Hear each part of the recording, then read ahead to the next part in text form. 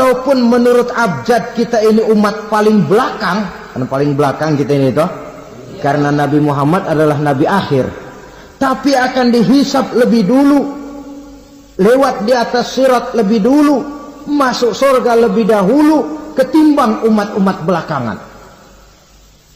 Ketika Rasul mendekati ajal, beliau tanyakan itu kepada malaikat Jibril. Malaikat Jibril berkata, Muhammad jangan khawatir, Allah sudah berjanji, inni haramtul jannata ala sairil anbiya hatta tadkhulaha anta wa haramtuha ala sairil umami hatta tadkhulaha ummatuka.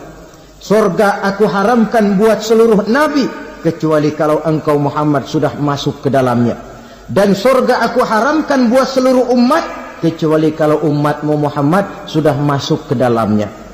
Logikanya, walaupun menurut abjad kita umat paling belakang, bakal dihisab paling dulu, lewat di atas sirat paling dulu, masuk surga paling dulu, kalau mampir ke neraka juga paling dulu. Ya resiko. Jangan mau enaknya aja paling dulu. Saudara hadirin yang saya hormati, setelah masa kebangkitan itu jangan dikira begitu bangkit langsung diperiksa, masih menunggu menanti ribuan tahun perhitungan padang mahsyar untuk sampai kepada proses yang disebut yaumul hisab, hari perhitungan. Seorang demi seorang bakal dipanggil. Bayangkan saja, kita se-RT saja di absen, kadang-kadang perlu waktu lama. Ini manusia sejak zaman Nabi Adam sampai datang hari kiamat, satu demi satu disidang di hadapan Qadhi Rabbul Jalil. Status sosial copot sudah waktu itu. Yang pernah jadi hartawan di situ tidak lagi kelihatan kehartawanannya. Yang pernah jadi jenderal tidak lagi dipanggil jenderalnya. Yang ustadz tidak lagi dipanggil al-mukarramnya. Seluruh status sosial selesai. Dipanggillah kita seorang demi seorang menghadap Qadhi Rabbul Jalil. Bagaimana proses penghisaban itu? Pertama, proses tanya jawab. Di antaranya ada hadis menyatakan, lan tazula qadama 'abdin yaumal qiyamah hatta yus'ala an arba'i khisalin. Besok di hari kiamat tidak akan bergeser telapak kaki seorang hamba sampai dia ditanya lebih dulu tentang 4 persoalan. Apabila datang kematian menimpa seseorang, datanglah kiamat baginya. Itu yang disebut dengan kiamat kecil. Hakikatnya mati adalah perpindahan dari kehidupan di dunia ini menuju kehidupan di alam barzakh. Menunggu kita di alam barzakh sampai datangnya saat kiamat, entah 10 tahun, entah 100 tahun, entah 1000 tahun, hanya Allah saja yang maha tahu. Adapun orang-orang beriman yang melakukan amal kebajikan dalam kehidupan di dunia ini, masa penantian yang lama di alam barzakh buat mereka sebentar saja. Tetapi bagi orang-orang kafir yang ingkar, yang tidak beriman kepada Allah, yang hidup di dunia cuma menumpuk-numpuk dosa, tentu penantian di alam barzakh akan merupakan waktu yang sangat lama. Bukankah dalam kehidupan kita waktu itu memang relatif? Contoh misalnya, bagi pemuda-pemudi yang sedang duduk asik memadu cinta, waktu 4-5 jam saja rasanya cuma 4-5 menit. Tenggelam oleh keasikan. Tapi buat orang yang berbaring di rumah sakit, meratap di balik-balik apa itu tembok derita kata lagu, di balik dinding-dinding penjara. Sehari bagai seminggu, seminggu rasa sebulan, sebulan boleh jadi rasa setahun. Penantian yang sangat lama. Kapan kiamat itu akan datang? Ini rahasia Allah. Jangankan kita yang orang awam, baginda Nabi sendiri tidak diberitahu oleh Allah kapan kiamat itu akan terjadi. Tetapi sungguh pun demikian, banyak hadis-hadis yang menjelaskan ciri atau tanda-tanda datangnya kiamat. Nah, kalau sudah bicara soal tanda, tanda kiamat itu ada dua. Pertama yang disebut alamatus sughra, tanda-tanda kecil. Ini waktunya masih ada tenggang. Ada yang dinamakan alamatul kubra, tanda-tanda besar, artinya kiamat sudah diambang pintu. Apa tanda-tanda kecil dari datangnya hari kiamat itu? Misalnya kata Nabi, apabila ilmu sudah diangkat oleh Allah, artinya apabila ulama sudah banyak wafat, minat orang belajar agama berkurang, lalu kebodohan nampak merajalela di mana-mana, zina dikerjakan secara terbuka, minuman-minuman keras jadi kebanggaan, itu termasuk di antara tanda-tanda kecil terjadinya hari kiamat. Apalagi misalnya iza waladatil ammatu rabbataha, apabila budak sudah melahirkan tuan. Apa maksudnya? Ada yang mentafsirkan apabila anak sudah bisa membudaki orang tuanya. Orang tua yang melahirkan dia, yang membesarkan dia, demi setelah si anak besar jadi orang berpangkat, bertitel, berharta, berkedudukan, jadilah orang tua itu budaknya. Sehingga sering dibilang kalau orang tua kaya, anak jadi raja. Tapi kalau anak yang kaya, orang tua sering jadi budak. Apalagi munculnya fitnah yang bergelombang, timbul perang antara dua bangsa yang besar, waktu berjalan terasa sangat pendek sekali. Itu merupakan tanda di antara tanda-tanda kiamat. Termasuk di dalamnya sulit membedakan mana laki, mana perempuan. Kan kalau tanda-tanda kayak begini sekarang sudah banyak kita lihat kan. Ulama banyak wafat, penggantinya sulit. Zina dikerjakan berterang-terangan, minuman keras jadi kebanggaan. Banyak anak membudaki orang tuanya, sulit membedakan mana laki mana perempuan. Kadang-kadang dari belakang kita lihat perempuan bener, begitu kita colek nengok jenggotan.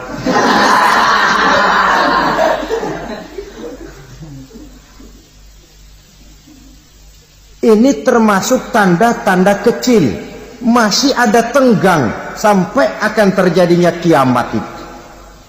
Nah, yang dimaksud dengan tanda-tanda besar, ini tanda besar artinya kiamat sudah diambang pintu. Pertama, matahari terbit dari sebelah barat. Apabila matahari sudah terbit dari arah sebelah barat, tertutuplah sudah pintu taubat. Bersabda Nabi kita, la taqumus sa'atu hatta tatlu'a syamsu min maghribiha. Tidak akan datang hari kiamat sampai matahari terbit dari arah sebelah barat. Fa iza tala'at, manakala matahari telah terbit dari arah sebelah barat, wa ra'ahan nasu, manusia banyak menyaksikan itu, amanu ajma'un, mereka pun lalu beriman. Yang tadinya kafir, yang tadinya ingkar, yang tadinya membangkang, setelah melihat matahari terbit dari sebelah barat, buru-buru beriman, berlomba-lomba mengucap dua kalimat syahadat, Tapi apa yang terjadi? Kata Nabi, wadzalika hina la yanfa'u nafsan imanuha lam takun amanat min qabl. Hari itu adalah hari yang iman sudah tidak berguna lagi bagi seseorang apabila sebelumnya memang dia tidak pernah beriman. Au kasabat fi imaniha khaira, atau beriman tetapi tidak pernah melakukan kebajikan di dalam keimanannya itu.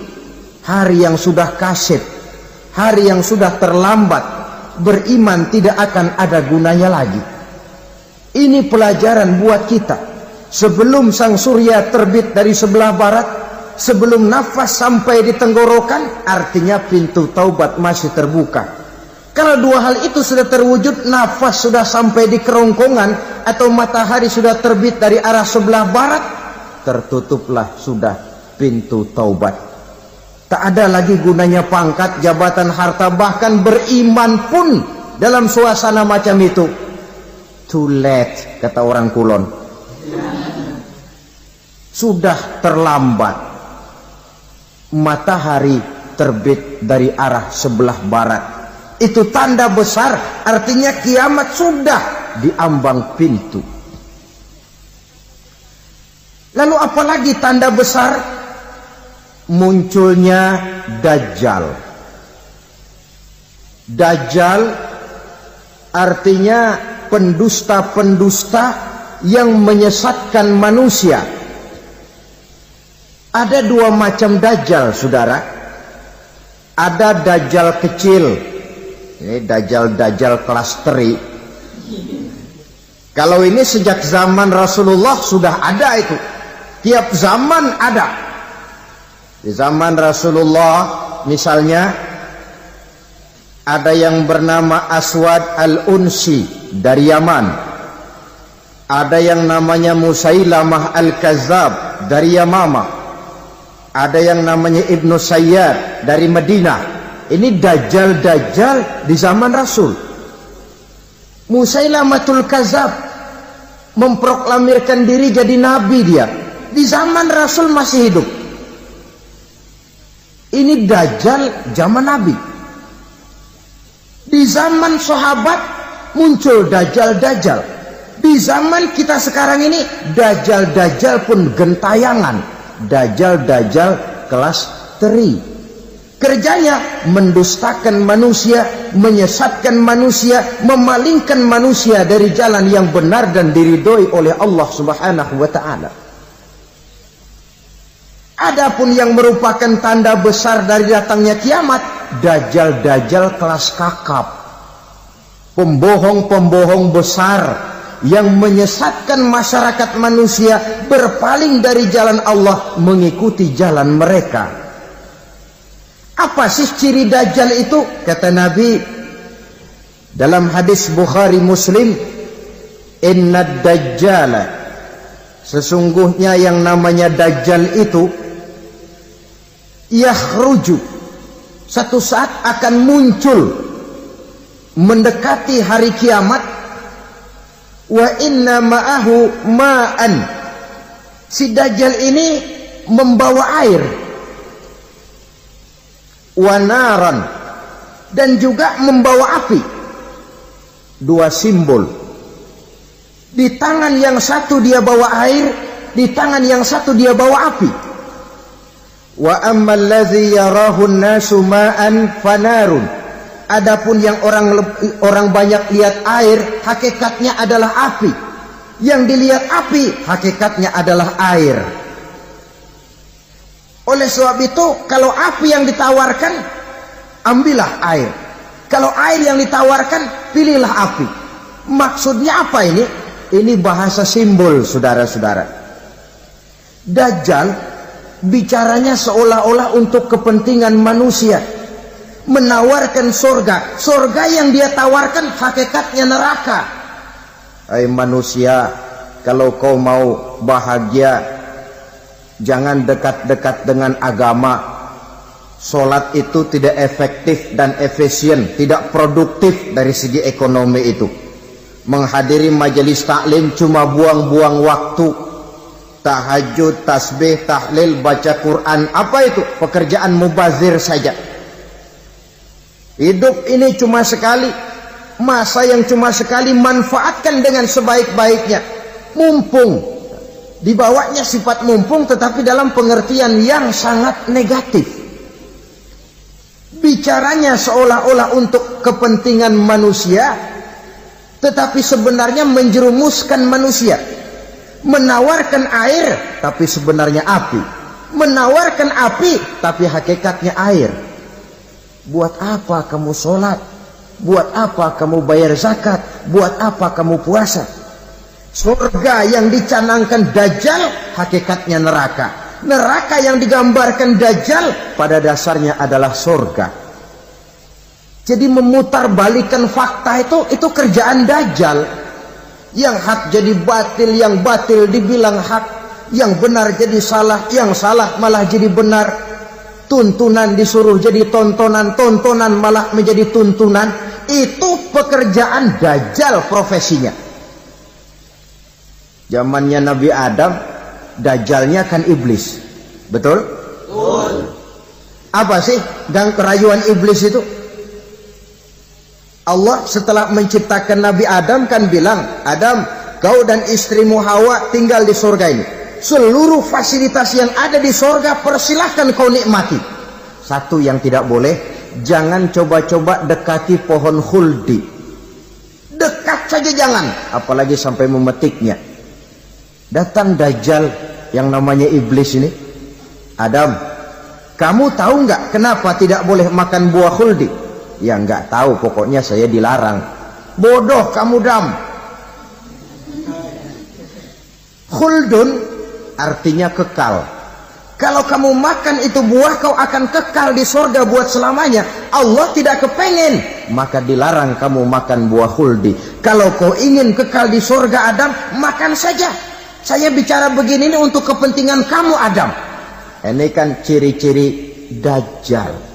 Bicaranya sih seolah-olah untuk kepentingan Nabi Adam, hakikat sebenarnya menjerumuskan Nabi Adam supaya ingkar dan melanggar larangan dari Allah Subhanahu wa ta'ala. Jadi setelah muncul Dajjal, timbul kekacauan-kekacauan di masyarakat. Banyak yang terpengaruh, terpedaya dan terpesona. Termasuk mereka yang memproklamirkan diri jadi nabi. Mereka yang memproklamirkan diri jadi rasul di zaman sesudah Rasulullah wafat, itu adalah Dajjal-Dajjal. Maka saya ingatkan, kalau di zaman kita sekarang ini ada orang ngaku jadi nabi, ada orang ngaku jadi rasul, biar bahasa Arabnya kental, Quran hafal, hadis ribuan hadis hafal, biar pakai serban sampai menyengser ke tanah, bahasa Arabnya fasih, tapi dia mengaku jadi nabi, jadi rasul, kita umat Islam wajib tidak percaya. Wajib untuk tidak percaya. Itulah Dajjal-Dajjal zaman kita sekarang ini. Tidak mustahil mereka datang mempengaruhi orang-orang awam supaya berpaling dari Rasulullah, mengikuti mereka. Nah, di akhir zaman nanti, mendekati hari kiamat, Dajjal ini muncul, Dajjal kelas kakap, menyesatkan masyarakat manusia untuk berpaling dari Islam, mengikuti seruan mereka. Apalagi di antara datangnya kiamat itu, tanda yang besar itu, turunnya Nabiullah Isa Al-Masih, putra Maryam. Menurut berbagai hadis yang sahih, Nabi Isa Al-Masih nanti akan turun lagi. Tidak membawa risalah yang baru, tapi meluruskan risalah Islam ini yang telah banyak ditinggalkan oleh masyarakat. Bahkan ada hadis menjelaskan beliau akan membunuh Nabi, mematahkan kayu-kayu salib, lalu melaksanakan haji dan umrah mengikuti syariat Nabi Muhammad, bukan membawa agama baru. Menjadi semacam mujaddid, reformer, menyelamatkan manusia dari bisikan Dajjal. Bahkan ada riwayat yang menjelaskan bahwa Nabi Isa berhasil mengalahkan Dajjal, mengembalikan masyarakat manusia kembali kepada ajaran Islam yang datang dari Allah, dibawa oleh Rasulullah sallallahu alaihi wasallam. Dengan kata lain, turunnya Nabi Isa bukan sebagai nabi dan rasul baru, tetapi mengikuti syariat Nabi kita Muhammad sallallahu alaihi wasallam. Saudara hadirin, ibu-ibu hadirat yang saya hormati, kemudian apalagi di antara tanda-tanda besar akan datangnya kiamat itu? Keluarnya asap atau awan. Kata Nabi, inna min asrati sa'ah dukhanan yamla'u ma bainal masyriqi wal maghrib. Di antara tanda-tanda kiamat munculnya awan atau asap yang memenuhi antara langit dan bumi. Ini pun diperkuat dalam surah Ad-Dukhan ayat 10. Fartaqib yauma ta'tis sama' bidukhanin mubin fayughshan nas hadza azabun alim. Bagi orang-orang yang beriman, mereka biasa-biasa saja. Tapi bagi orang kufur, datangnya asap dan awan ini merupakan azab yang kelewat pedih. Barangkali sedikit mendekati gambaran tentang azab yang pedih ini, saya ingatkan alam pikiran kita kepada peristiwa yang belum lama terjadi. Pernah dengar berita bocornya reaktor nuklir di Chernobyl, Uni Soviet? Pernah dengar? Nah. Bocornya reaktor nuklir di Chernobyl yang mengakibatkan ratusan bahkan sangat mungkin ribuan nyawa. Cuma satu reaktor. Bagaimana kalau seluruh cadangan nuklir yang dimiliki oleh para negara adikuasa ini diledakkan? Bahkan yang konon menurut catatan, cadangan nuklir yang dimiliki bersama oleh Amerika dan Rusia sekarang ini sudah sanggup memusnahkan 6 miliar manusia. 1,5 kali lebih banyak dari jumlah manusia yang nongkrong di permukaan bumi ini. Saudara-saudara hadirin yang saya hormati, lalu saat mendekati hari kiamat, apalagi tandanya? Setelah Nabi Isa wafat, pada saat turunnya yang kedua kali, lalu Allah meniupkan angin sejuk. Semua orang-orang beriman, orang-orang baik wafat, sehingga penghuni bumi ini cuma tinggal lagi terdiri dari orang-orang kafir. Tidak ada lagi di bumi ini yang bisa mengucapkan Allah. Sehingga dalam hadis qudsi itu ada keterangan, innallaha azza wa jalla yaqulu li Israfil. Allah pernah pesan kepada malaikat Israfil. Kata Allah, Israfil, iza sami'ta qailan yaqul Allah Allah fa akhirin nafakh 40 sanatan ikraman liqailiha. Hai Israfil, apabila kau dengar di permukaan bumi masih banyak orang yang mengucapkan Allah Allah, maka tunda sangkakala kiamat itu 40 tahun.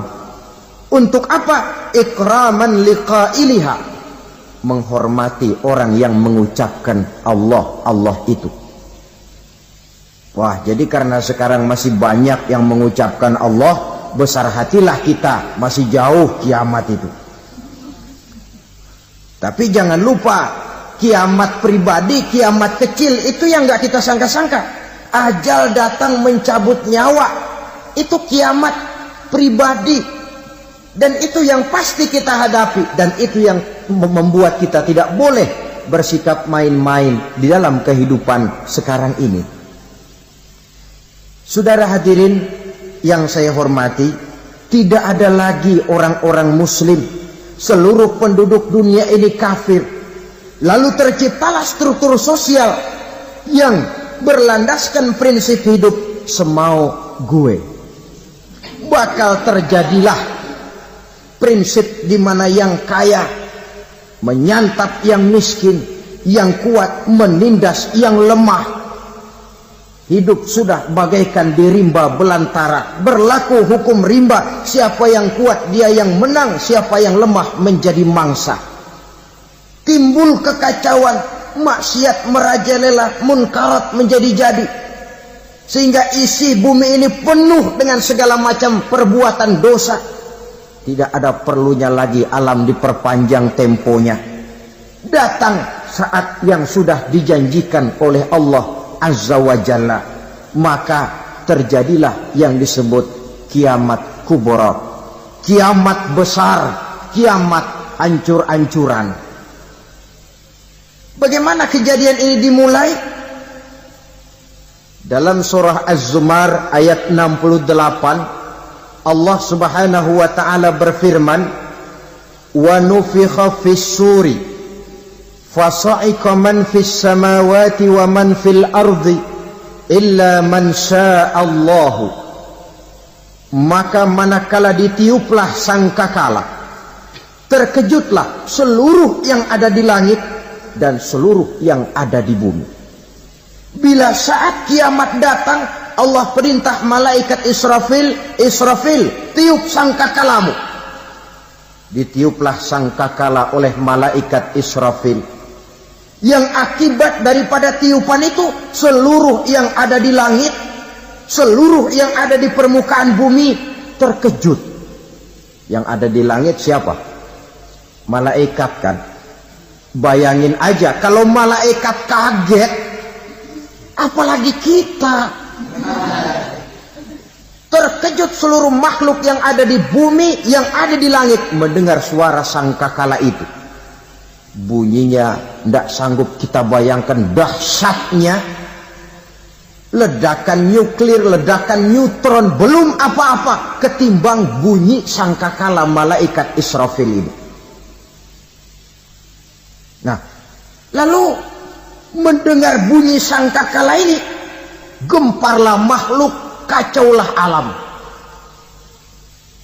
Bumi gempa, planet-planet bertabrakan, gunung meletus, air laut tumpah ke darat, angin topan bertiup, halilintar menyambar.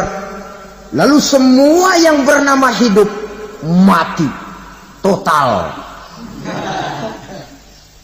Mati bareng tanpa persiapan. La haula wa la quwata illa billah. Saya kadang-kadang dalam tafakur bermohon, ya Allah, mudah-mudahan saya enggak nemuin kiamat beneran. Ngeri. Tidak bisa kita bayangkan macam apa suasana seperti itu. Allah saja banyak memberikan gambaran, misalnya Al-Qari'ah, wa mal qari'ah, wa ma adraka mal qari'ah. Kejadian yang menggemparkan. Tahukah kamu apa kejadian yang menggemparkan itu? Yauma yakunun nasu kal farasil mabsus wa takunul jibalu kal ihnil manfus. Pada saat itu manusia berterbangan bagai kupu-kupu. Gunung berterbangan seperti kapas ditiup angin. Gunung saja macam kapas, konon lagi manusia. Kematian total, mulai semut sampai gajah mati, jin mati, iblis mati, malaikat mati. Malaikat saja mati. Saudara hadirin yang saya hormati, kematian total yang tanpa persiapan. Orang bilang, Pak, kalau mati bareng begitu yang repot malaikat maut dong ya. Cabut sana, cabut sini. Itu kalau menurut logika kita, mestinya begitu menurut logika. Tapi logika juga yang bilang nggak perlu serepot itu. Sebab untuk mematikan listrik di wilayah DKI, di wilayah Jakarta, nggak perlu tiap rumah didatengin matiin ya lama. Cukup dari kantor pusatnya saja PLN, tekan satu tombol, gelaplah seluruh Jakarta. Saudara hadirin yang saya hormati, kematian total. Lalu setelah kematian total, Planet-planet juga mati, dalam arti tidak bergerak dan beredar. Angin mati, dalam arti tidak bertiup. Air mati, dalam arti tidak ada riak gelombang. Pokoknya semua mati. Kullu nafsin za'iqatul maut, semua yang bernafas mati. Dalam ayat lain, kullu man 'alaiha fan, semua yang ada di permukaan bumi fana. Yang kekal cuma Allah Subhanahu wa ta'ala. Yang paling belakang mati malaikat maut dan malaikat Israfil. Tapi mati juga sesuai dengan janji Allah. Menurut hadis Bukhari Muslim dari Abi Hurairah, masa tenggang waktu antara kematian total pada tiupan sangkakala pertama dengan proses kebangkitan pada tiupan sangkakala kedua 40 lamanya. Tidak dijelaskan oleh Abi Hurairah 40 jam, apa 40 hari, apa 40 tahun. Hadis-hadis cuma menyebutkan 40 saja. Sunyi alam, yang tinggal cuma Allah saja lagi. Ketika itu Allah berseru-seru, katanya, limanil mulkul yauma, siapa para penguasa hari ini? Mana itu raja-raja dan penguasa yang dulu mengaku jadi Tuhan? Fir'aun, mana Fir'aun sekarang? Yang dulu jadi raja, merasa berhasil, sombong, lalu tidak mau turun-turun dari kekuasaannya, sampai kepada puncak kekurang ajarannya mengangkat diri jadi Tuhan. Mana itu Fir'aun? Namrus, mana sekarang Namrus? La ilaha illa ana, ternyata tidak ada Tuhan lain selain daripada aku, kata Allah. Proses kemudian, saudara-saudara, turunlah hujan dari langit. 40 lamanya hujan itu. Tidak jelas juga 40 jam apa 40 hari. Setelah air turun membasahi, datanglah tiupan sangkakala yang kedua. Semua yang bernama mati bangkit dari kuburnya masing-masing. Ini yang disebut Yaumul Ba'thi, hari kebangkitan. Allahu Akbar. Pada saat kita bangkit dari kubur kita masing-masing, kumpul di padang mahsyar namanya. Bayangin aja, saya sendiri nggak sanggup bayangin. Manusia sejak zaman Adam sampai zaman kiamat kumpul bareng di tempat sama. Berapa banyaknya itu?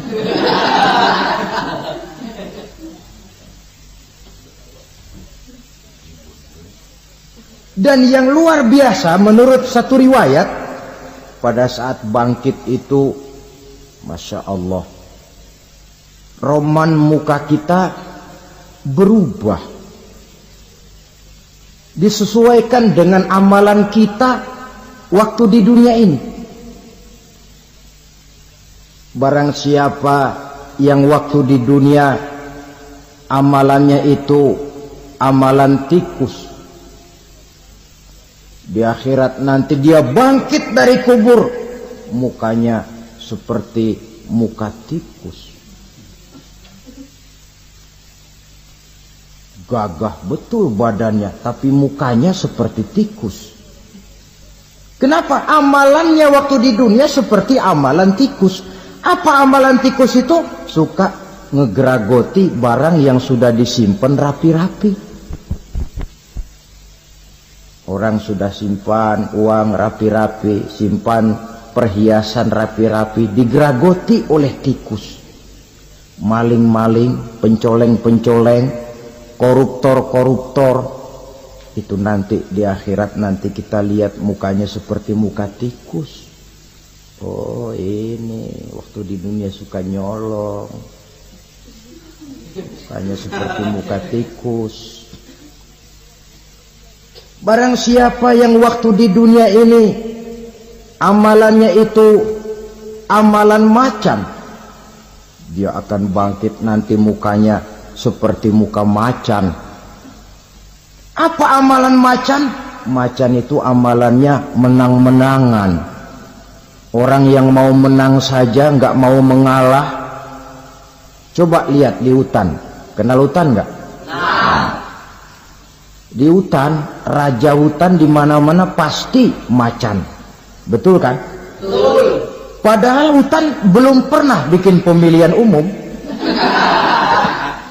Tapi macan tidak peduli ada pemilihan umum apa tidak, pokok saya raja. Sebab apa? Macan jadi raja itu bukan karena benar, tapi karena kuat jadi raja.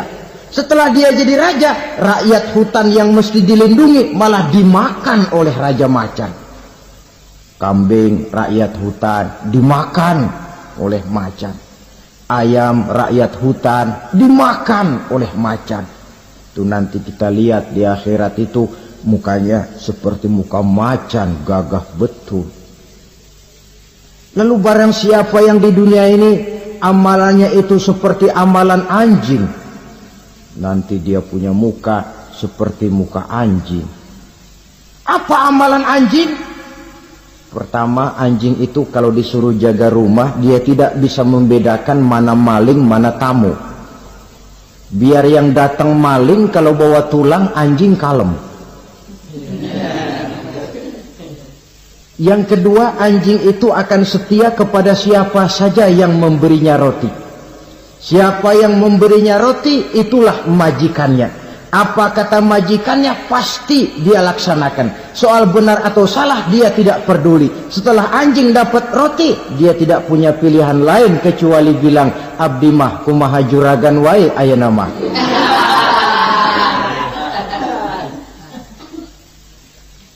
Saudara hadirin yang saya hormati, berkumpul di padang mahsyar, tiap orang sibuk dengan persoalannya masing-masing. Matahari waktu itu didekatkan oleh Allah, panas luar biasa. Ada yang saking panasnya itu mencucurkan peluh keringat sampai sebatas mata kakinya. Ada yang keringatnya sampai sedengkulnya. Ada yang keringatnya sampai sepusatnya. Ada yang keringatnya mengalir sampai sebahunya. Ada yang kelelap oleh keringatnya sendiri, sementara orang di sampingnya nggak apa-apa. Bergantung lagi amalan dia waktu di dunia ini. Saudara-saudara, sebagian orang dalam kepanikan padang mahsyar berombong-rombong datang mereka menghadap Nabi Adam. Ya Adam, anta abal bashar. Hai Adam, Tuhan adalah bapak moyang manusia. Kami sebentar lagi akan disidang, dimintakan pertanggungan jawab. Tolonglah kami, hai Adam. Kata Nabi Adam, jangankan nolongin sampean, saya sendiri tanggung jawab di hadapan Allah. Ketika dulu tidak boleh makan khuldi, saya serobot. Sudahlah, urus diri masing-masing saja, nafsi. Begitu kata Nabi Nuh, begitu kata Nabi Ibrahim. Tiap orang bertanggung jawab sendiri-sendiri. Ketika itulah saudara-saudara, nikmatnya menjadi umat Nabi besar Muhammad sallallahu alaihi wasallam. Sebab apa? Walaupun menurut abjad kita ini umat paling belakang, karena paling belakang kita ini toh, karena Nabi Muhammad adalah Nabi akhir. Tapi akan dihisap lebih dulu, lewat di atas sirat lebih dulu, masuk surga lebih dahulu ketimbang umat-umat belakangan. Ketika Rasul mendekati ajal, beliau tanyakan itu kepada malaikat Jibril. Malaikat Jibril berkata, Muhammad jangan khawatir, Allah sudah berjanji, inni haramtul jannata ala sairil anbiya hatta tadkhulaha anta. Wa haramtuha ala sairil umami hatta tadkhulaha ummatuka. Surga aku haramkan buat seluruh nabi kecuali kalau engkau Muhammad sudah masuk ke dalamnya. Dan surga aku haramkan buat seluruh umat kecuali kalau umatmu Muhammad sudah masuk ke dalamnya.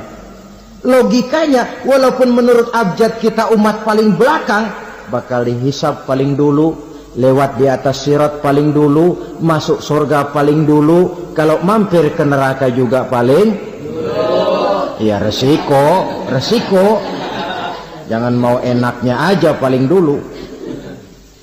Saudara hadirin yang saya hormati,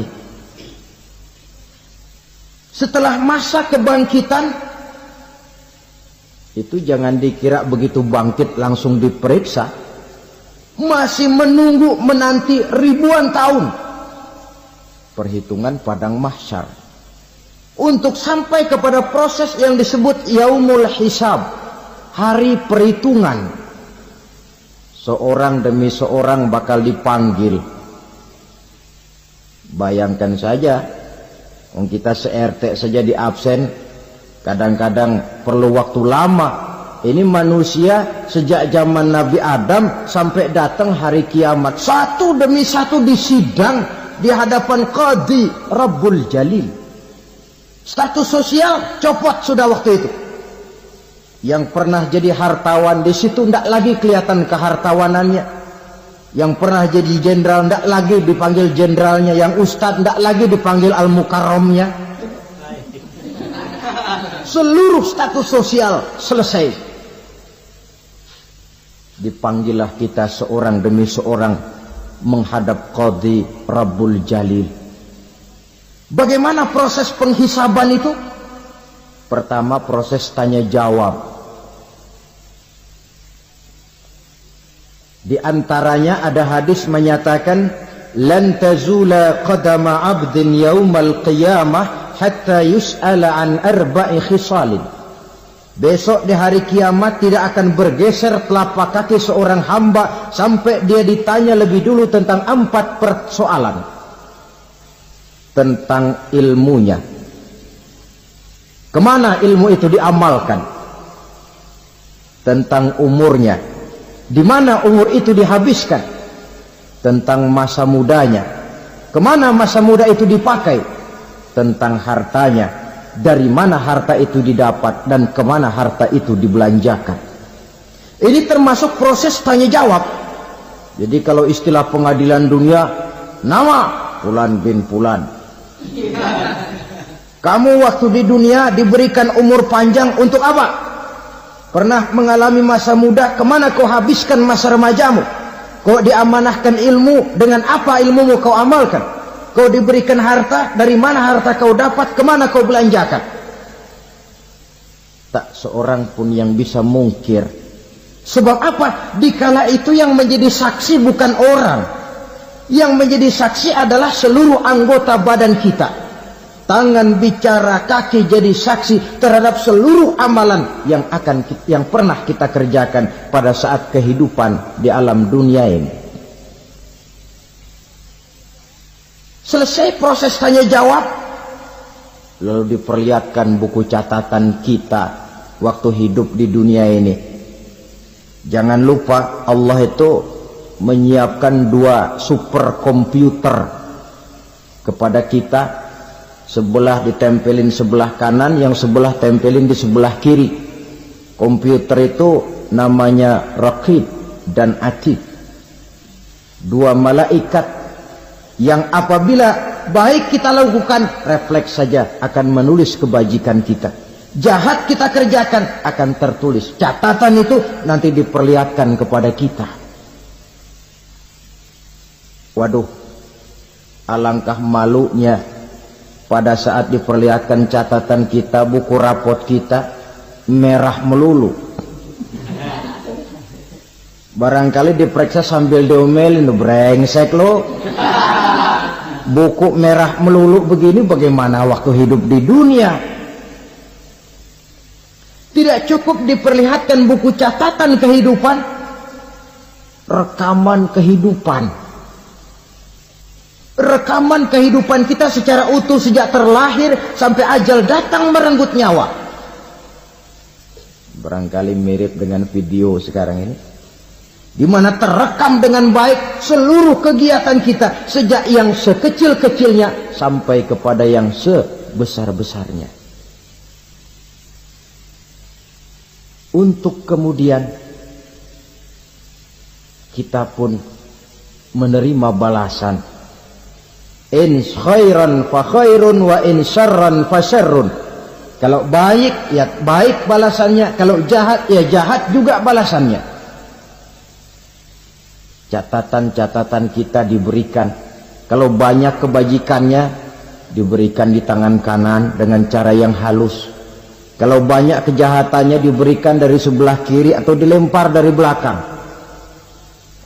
Itulah sebabnya sejak di dunia ini kita sudah mohon kepada Allah. Ketika berwudu membasuh tangan kanan, apa kita bilang? Allahumma a'tini kitabi biyamini wa hasibni hisaban yasira. Ya Allah, berikan saya kitab di tangan kanan, dan kalau saya memang perlu dihisap, hisaplah saya yang seringan-ringannya. Tangan kiri berlindung kita kepada Allah, jangan sampai diberikan kitab di tangan kiri atau dari arah sebelah belakang. Wa a'udzubika an tu'tiya kitabi bishimali aw min wara'i zuhri, dari arah sebelah belakang. Na'udzubillah min dzalik. Setelah selesai lewat proses penghisaban, lewat mizan, timbangan, maka yang sudah selesai dihisab itu bergeraklah menuju sirat, jembatan yang terbentang menuju surga melalui neraka. Saudara-saudara, panjangnya perjalanan sirat itu memakan waktu ratusan tahun. Tetapi orang yang lewat di atas sirat pun macam-macam, bergantung amalannya ketika di dunia ini. Ada yang lewat di atas sirat itu kalbarkil khatib, seperti kilat yang menyambar, lep, sudah sampai dia di surga. Cepat bukan main. Ada yang lewat di atas sirat itu seperti orang lari-lari. Ada yang lewat di atas sirat itu seperti orang jalan biasa. Ada yang sambil merangkak, ada yang sambil ngesor, ada yang sambil gelayutan, ada yang selamat sampai ke ujung ke surga, ada yang tergelincir jatuh masuk ke dalam neraka, bergantung amalannya dalam kehidupan di dunia sekarang ini. Tiap kita akan melewati yang namanya sirat ini. Saudara-saudara kaum muslimin yang saya hormati, dengan demikian mereka yang selamat melalui sirat sampai ke terminal akhir surga, mereka yang ketika dihisab ternyata banyak kejahatannya daripada kebaikannya, mereka singgah di dalam neraka. Nah, adapun orang-orang yang beriman menurut ayat Quran dan hadis Nabi itu nanti ada bermacam-macam. Ada orang beriman itu yang dimasukkan surga. Ada orang beriman itu yang dimasukkan ke dalam surga. Ada orang beriman itu yang disebut penduduk surga. Kenapa lain-lain, Pak? Karena waktu di dunia amalannya juga lain-lain. Ada orang beriman yang masuk surga. Ini paling murah tiketnya. Mau masuk surga? Kata Nabi begini, ma min abdin qala la ilaha illallah thumma mata ala dhalik illa dakhala al-jannah. Kalau seorang hamba sudah mengucap dua kalimat syahadat, dia yakin dengan kebenaran kalimat itu sampai matinya, orang itu akan masuk surga. Abi Dzar yang waktu itu diajak bicara heran, ya Rasul kok gampang betul? Iya, walaupun orang itu mencuri, iya, walaupun orang itu berzina, iya. Biar dia mencuri, biar dia berzina, kalau dia sudah mengucap dua kalimat syahadat, dia yakin dengan kebenaran kalimat itu sampai matinya, itu orang akan masuk surga. Jadi masuk surga cukup 2 kalimat syahadat, yakin sampai mati masuk surga. Itu perkara masuk. Tapi kalau pertanyaannya diterusin, masuknya kapan Pak? Nah ini lain lagi urusannya. Sebab ada yang masuknya itu langsung, ada yang mampir dulu. Di sana tempat cuma 2, kalau tidak surga, neraka. Mau ke surga tapi mampir dulu, yang mampirnya jelas di neraka. Kenapa? Dalam hadis qudsi ada riwayat, nanti itu di akhirat, setelah Allah selesai mengatur penduduk surga masuk surga, yang neraka masuk neraka, Allah berkata kepada malaikat Malik, malaikat Malik, labaik ya Allah, itu bajingan-bajingan tengik, manusia-manusia durjana yang waktu di dunia tidak mau sujud, jauh dari ulama, gemar melakukan yang munkarat dan maksiat, hidup di tengah masyarakat selalu jadi bibit keonaran, kufur, sudah masuk neraka semua. Sudah ya Allah. Nah, kalau sudah, coba sekarang kamu masuk Malik. Saya, iya, masuk neraka. Mau apa ya Allah? Kata Allah, akhriju minan nar man kana fi qalbihi misqala habatin min khardalin min iman. Kau masuk neraka, cari di dalam neraka orang-orang yang ada imannya walaupun kecil sebesar biji zarah, angkat mereka keluar. Masuk malaikat Malik ke neraka, cari orang yang ada imannya, korek-korek. Ya repot, udah pada gosong. Yang ada imannya diangkat ke atas, yang ada imannya diangkat ke atas, lalu dimandikan di Nahrul Hayat, namanya sungai kehidupan di akhirat nanti. Cakep lagi rupanya, bersih lagi wajahnya, apel di hadapan Allah. Kata Allah, bagaimana mas? Kapok nggak sampean? Kapok ya Allah. Nah, kalau kapok, idhab fadkhulil jannah, pergi masuk surga sana. Berangkat mereka ke surga, ketemu sama teman-temannya yang udah sampai lebih dulu, yang nggak pakai mampir lagi. Terjadi dialog. Kata teman-temannya yang udah pada nyampe duluan, mas, iya, emang baru sampai? Saya baru sampai. Memang mampir di mana dulu mas? Kita sudah lama sampai di surga. Saudara buka surah Al-Muddatsir ayat 34-35. Ma salakakum fis saqar? Kenapa kamu mampir di neraka Saqar? Qalu lam naku minal musallin. Mereka menjawab, kami mampir di neraka Saqar mas, gara-gara dulunya kami waktu di dunia tidak pernah sholat. Tidak pernah sholat? Tidak pernah. Kan rumahnya dekat masjid, cuma dekat doang mas. Sholat mah enggak saya. Enggak pernah ngasih makan fakir miskin, enggak pernah hadir di majelis taklim, pendeknya enggak pernah melakukan kebajikan. Maka saya pun mampir di neraka Saqar. Untung betul saya punya iman mas, sedikit. Waktu hidup di dunia dulu saya pernah mengucap 2 kalimat syahadat. Sekali-kalinya waktu mau kawin. Masya Allah. Untung saja kawin. Kalau nggak kawin polos.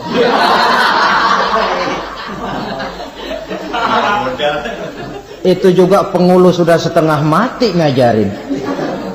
Asyhadu alla, asyaduaan, asyaduaan.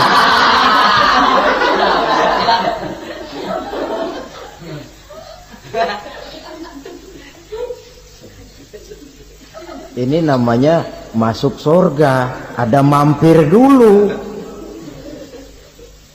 Ada pula orang mukmin itu yang dimasukkan surga. Namanya dimasukkan kan terima beres. Saya masuk ke rumah, jalan sendiri, cari tempat sendiri. Saya dimasukkan ke dalam rumah, terima beres, pokok ada di dalam, itu dimasukkan namanya. Nggak pakai mampir. Tapi tentu tiketnya lebih mahal ketimbang yang pertama tadi. Apa kata Allah? Innal ladzina amanu wa amilus solihat la ukaffiranna anhum sayyi'atihim wa la udkhilannahum jannah. Sesungguhnya orang-orang yang beriman kemudian beramal soleh, kami hapuskan segala dosa dan kesalahannya, kami masukkan mereka ke dalam surga. Lihat ayatnya, Allah yang memasukkan, kita yang dimasukkan. Tidak pakai transit, tidak usah mampir. Cuma tidak cukup syahadat, tidak cukup amanu, tapi diiringi dengan wa amilus sholih. Iman, amal. Tidak cukup syahadat, lalu dibuktikan dia sholat, dia zakat, puasa, lalu dia melakukan berbagai macam kebajikan. Ini yang menyebabkan dia tidak pakai mampir di tempat yang bernama sakor. Lalu ada pula orang mukmin itu yang disebut penduduk sorga. Wah, ini sudah VIP ini. Ashabul jannah, penduduk sorga. Siapa mereka? Kata Allah, innal ladzina amanu summa istaqamu fala khaufun alaihim wala hum yahzanun ulaika ashabul jannah hum fiha khalidun. Sesungguhnya orang-orang yang beriman lalu istiqamah, tetap dalam melaksanakan perintah Allah, tidak goyang, tidak labil tapi stabil, istiqamah, mereka tidak takut dan tidak bersedih hati. Merekalah penduduk surga. Iman, istiqamah.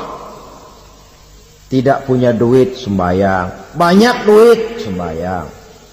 Miskin, sembahyang. Kaya, tetap sembahyang. Istiqamah. Kadang orang kalau susah rajin ke masjid, banyak duitnya ngelihat masjid melengos. Itu yang dibilang waktu miskin hamba Allah, setelah kaya jadi hamba harta. Bergeser, tidak ada nilai istiqomahnya. Saudara-saudara, dengan begitu penduduk neraka itu dua. Ada penduduk permanen, ada penduduk yang semi permanen. Yang semi permanen orang-orang beriman yang mempunyai dosa besar. Mereka masuk ke neraka untuk menerima azab sesuai dengan dosanya. Bila selesai masa azab itu, mereka akan diangkat untuk ditempatkan kembali ke dalam surganya Allah Subhanahu wa ta'ala. Nah, dikala itulah saudara-saudara, ada yang disebut syafaat dari Rasulullah Sallallahu Alaihi Wasallam. Tapi tentu jangan lupa, syafaat ini ibarat kain menambal dia. Kita punya kain bolong-bolong sedikit, syafaat yang menambal. Solat kita ada kurang dikit, sedekah kita ada campur riak dikit, amalan kita ada tidak karena Allah dikit, kita berharap syafaat. Jadi biarlah kain masih bolong-bolong, yang penting punya kain. Tapi kalau kainnya tidak ada, yang ditambal apanya? Solat tidak, puasa tidak, zakat tidak, berharap syafaat saja. Ya, terlalu berlebihan itu. Saudara hadirin yang saya hormati, apabila selesai proses penghisaban, proses penghitungan, maka dikala itulah manusia terbagi dalam dua kelompok besar. Fariqun fil jannah wa fariqun fis sa'ir. Sekelompok orang-orang beruntung yang masuk ke dalam surga, dan sekelompok lagi masuk ke dalam neraka. Akan memakan waktu untuk menceritakan sifat surga dan neraka, tapi insya Allah pada kesempatan pertemuan lain saya sampaikan. Namun sebagai gambaran umum cukuplah saya sampaikan sebuah hadis qudsi. Allah jelaskan, a'dadtu li'ibadiyas salihin ma la aynun ra'at wa la uzunun sami'at wa la khatara fi qalbil bashar. Aku sediakan buat hamba-hambaku yang soleh, yang tidak pernah terlihat oleh mata, tidak pernah terdengar oleh telinga, dan belum pernah terdetik dalam hati manusia. Jadi kenikmatan surga belum pernah dilihat mata, belum pernah didengar telinga, belum pernah terdetik dalam hati. Pedihnya azab neraka belum pernah terlihat mata, belum pernah terdengar telinga, belum pernah terdetik dalam hati. Saudara hadirin yang saya hormati, oleh karena itu sebagai uraian akhir daripada kiamat ini, marilah sama-sama kita memanfaatkan hidup dengan sebaik-baiknya supaya jangan timbul penyesalan di hari kemudian nanti. Mudah-mudahan kita seluruhnya diselamatkan Allah dari azab neraka dan mendapat surga dan ridhonya. Sekian dan demikianlah pertemuan kita kali ini. Terima kasih banyak atas segala perhatian. Mohon maaf atas segala kekurangan. Usikum wa nafsi bitaqwallah. Wassalamualaikum warahmatullahi